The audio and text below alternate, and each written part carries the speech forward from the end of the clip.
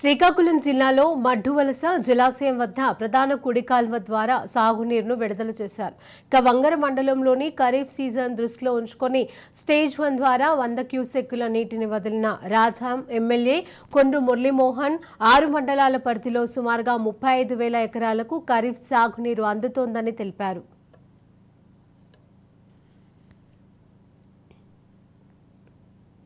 ఏదైతే సమస్యల ఆయన కన్నటువంటి కళలు ఏవైతే ఉన్నాయో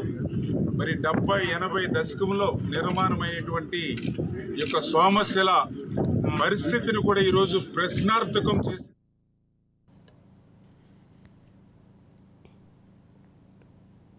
ఏదైతే సమస్యల ఆయన కన్నటువంటి కళలు ఏవైతే ఉన్నాయో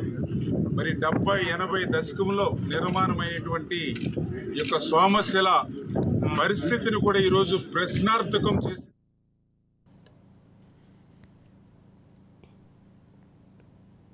ఏదైతే సమస్యల ఆయన కన్నటువంటి కళలు ఏవైతే ఉన్నాయో